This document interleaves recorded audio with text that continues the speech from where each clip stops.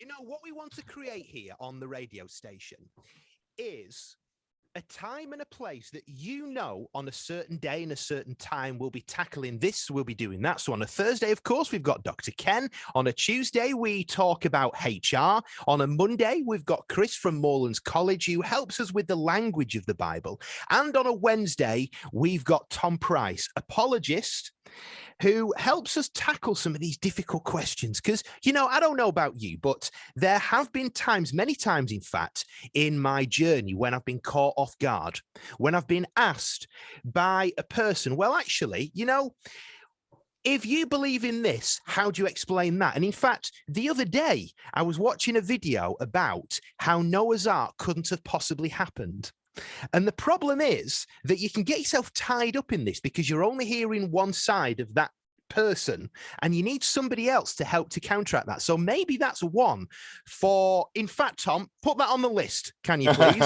Maybe that's one for a future show about Noah's Ark and how that could have happened. And there's many stories in the Bible, in fact, which you read, and through our normal human minds, you find it hard to comprehend.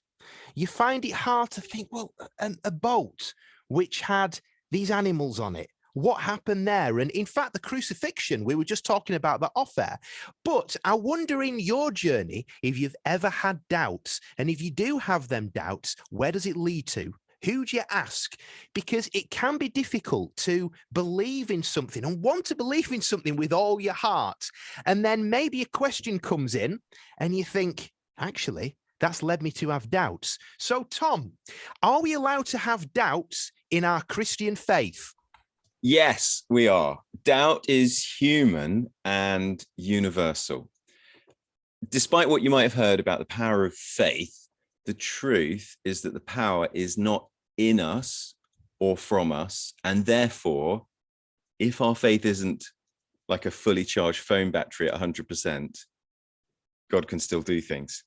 Faith is not to be seen as a container that is either empty or full. Instead, Jesus's way of describing it is a tiny seed that will grow later on, or empty hands held out towards God saying, I need help, I'm a mess.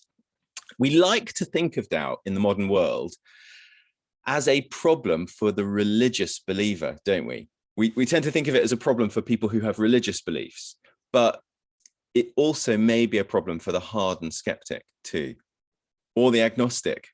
Let me try and flip the table a little bit and think about doubt in a different way this morning. Many different things can be believed and many different things therefore can be doubted. For example, atheism or naturalism, which is its technical name, its big name, it's a claim that there is no God or a divine being. That being doesn't exist. That's the claim, that's the idea, that's the belief. This can be doubted by simply wondering if there is something more than the scientific explanations and natural processes. You'd be doubting that belief if you wondered if there's something more, or at least wondering about it. And this is exactly what happened to me. When I arrived at university, I started to do philosophy. And as I started to do that, I started to doubt my skepticism, my atheism, my naturalism. So doubt isn't just for religious believers, and doubt could actually be the doorway into believing that God is real if we're talking about doubting atheism or wanting to just stay sitting on the fence about it all. Let me just make a point that I hope will stay with you for today in terms of wrestling with doubt in our lives. One person who stands out in 60 billion is worth a second glance. H.G. Wells called him the most dominant figure in history. Interesting that we don't have a record really accurately of his date of birth, yet the world's chronology is linked to that moment. He never wrote a book, yet more books have been written about him than anyone else in history. And the output is still accelerating. The nearest thing that we have to his bibliography has now been translated into 2,000 different languages. He never painted a picture. He never composed any poetry or music. And yet nobody's life and teaching have inspired a greater output of songs, plays, poetry, films, and all sorts of other art forms.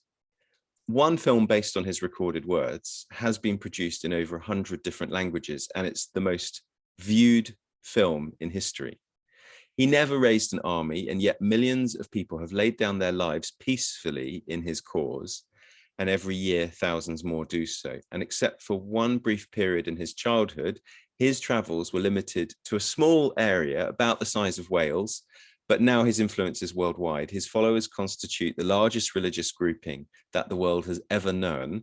He had no formal education, but thousands of universities, seminaries, probably some of the schools we've been to and colleges and hospitals we've been treated in have been founded in his name. His public teaching lasted for just 3 years. It was restricted to one small country, but now purpose-built satellites, some of the world's largest television radio networks, beam his message around the globe. He was still virtually unknown outside his native country at the time of his life. Yet in the last issue of Encyclopedia Britannica, the entry under his name is about 30,000 words. He's by far the most controversial person in history. Nobody's teaching has attracted such adoration or opposition, devotion or criticism. Nobody's instructions have been so fervently received or fiercely rejected. And for centuries, every recorded word he spoke has been analyzed by philosophers, theologians, historians, archaeologists, and others. And right now, as we're thinking about him, millions of people are studying what he said and did and are trying to apply the significance of his words and his actions to their own lives. So doubt isn't just for religious believers. It could actually be a doorway into believing that God could be real if we were talking about doubting atheism or sitting on the fence about who he was.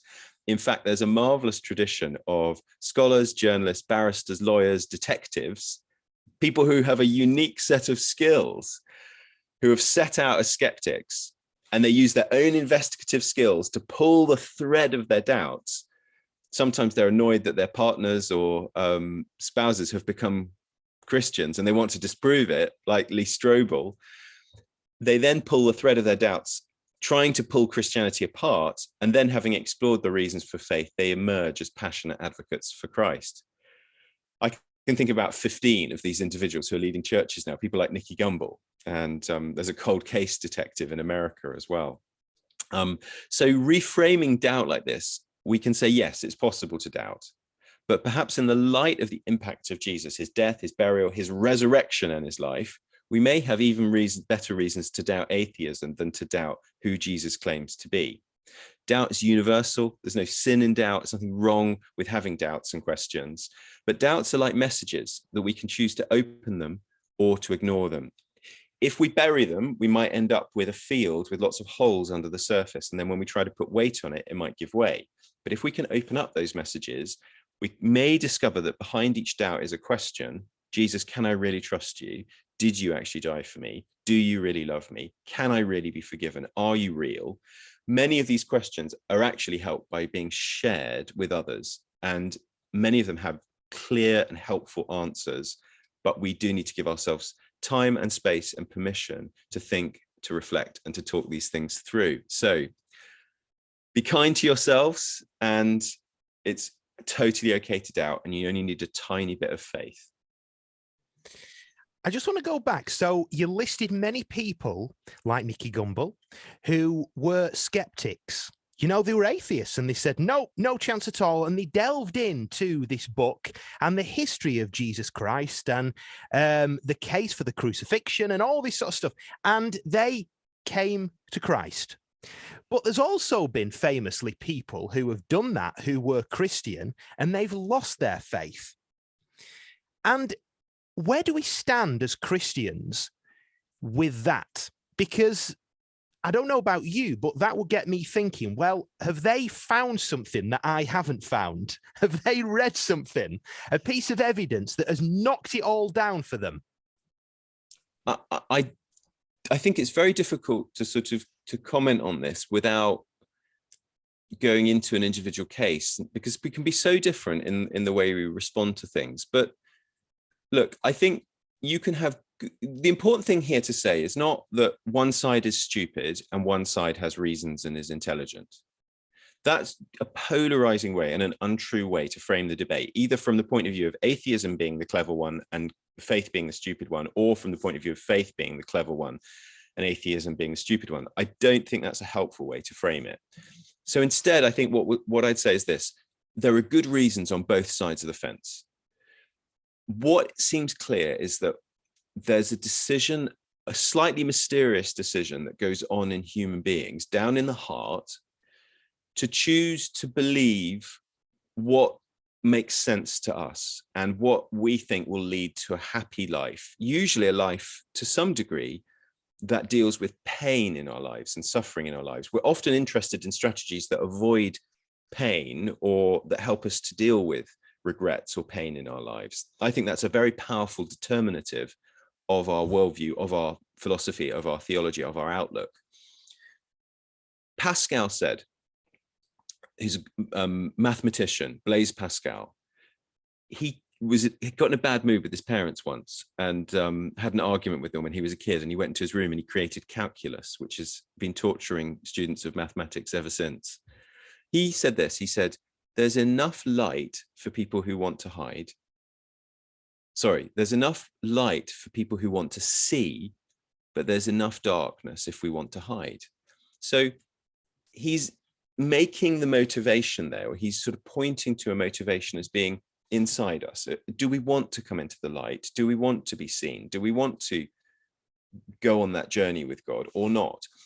I think we have all sorts of reasons for believing what we believe. And I don't want to sort of, I want to be quite cautious about saying that just because I've looked into it and been unconvinced that therefore that my journey with God is over. There is a phenomena of people deconstructing their faith and finding that when they expose themselves to levels of questions or doubts or inquiries, that then their faith somewhat falls apart. And I think that's something we need to think about and something we need to respond to. I actually do think there are some really clear reasons why that's happening. And I think it has to do with forms of church in the North American sort of sphere, influence sphere in the West. I think there are questions that people are asking generationally. Every generation would ask questions about how is the church and God relevant to my life? And if they don't get those answers, or if they see that there's a real conflict between where the world is ethically, then without help to negotiate some of those ethical and modern secular questions, I think then our faith looks increasingly like an out-of-date old story. But what we have to do is actually say, is it that the form that the old story comes in is broken, or is it the old story itself? And my view is that the core gospel still has amazingly relevant things to say, and that anybody who goes into that looking at the core gospel open-heartedly and says, show me what Jesus did and show me the way he speaks to the human condition and his answers to that situation. I think anyone who goes and looks into that really open-mindedly is at least going to walk away with a sense of Jesus being a really important spiritual or philosophical mentor in their life. I think there's a lot more that you can discover about Jesus, but I think that's best explored in a sort of more sort of gentle, less adversarial kind of conversation, because we've all got different motivations for what we believe and what we choose to believe. Now, I'm not going to generalize this, but a few of the stories I've heard of people losing their faith, they give reasons why. And I begin thinking, well, actually, it's not representative of Jesus Christ. Your theology is not the true theology, if that makes sense. So there was one, and I won't name them, but they lost their faith and they gave the reasons. And it was, as you mentioned, about suffering. And it was saying, well, you know, I've suffered this and I've suffered that. How can there be a God? But, you know, if you take it down to the nuts and bolts of the Christian faith, nowhere in the Gospels does it say that if you become a Christian, you will have the life of Riley. Nowhere does it say that you will avoid illness, you will avoid heartache. And I think that actually, if you look at the true gospel and you have people around you to help you, because, you know, without people like you, without our pastors, where would we be? Those people who help us, I guess, translate the word of God so that individuals can understand it. But I do think that there is an argument to be had. And again, I'm not saying this for everybody, but the stories I've heard of, they haven't really got the true grasp of what the gospel and the Christian faith is all about, which may have led to them losing their faith. Yeah, I think straw manning, which is where we set up a weaker position. It comes from military training, where you might have recruits who are given a rifle and a bayonet, and they're trained to knock over or to shoot at a straw target, like an enemy uniform stuffed with straw. And it's easier to knock over a straw soldier than it is to knock over a real soldier who has his own gun and will fight back. Straw manning or straw personing, another point of view, or rejecting it for weaker reasons because you've because you've got a misconception about it. That's probably not the best way to think something through, either to think through atheism or to think through Christian faith or to think through any different religious perspective. So we've got to actually find out, what is it I'm actually rejecting? When it comes to suffering, I think it's really interesting that you raise that, and point to that as it because it can be a big reason why people reject faith. However, for me, part of the reason why I'm a Christian is because suffering bothers me. I want to do something about suffering. Suffering really actually is something wrong with the world. And I think I'm interested in solutions, show me an answer to suffering. And don't just show me an answer to suffering. This is sort of what I was asking in my life as I was sort of thinking about faith and religion. Don't just show me an answer to suffering, which is just based on human charity. That's great. Good for us, good for humanity, for being charitable. But actually, if the problems are more significant and serious, and if they're rooted in human nature, then wouldn't it be better to have a solution that started to address that, or address the broken nature of the world, the nature of things like death and human nature itself? And that's exactly what Christianity is. Christianity is God saying, I don't want death to be in my world. I don't want human nature to lead to people suffering and people hurting. I don't want brokenness and sickness and evil and disease in the world. I'm going to address these things. And that's what the gospel is. It's God addressing suffering and God addressing and bringing a way out of it. But it requires us to experience and to recognize that that may involve some change and some redirection in our lives as well. It's always a pleasure, Tom. Thank you very much. And we will have you back soon.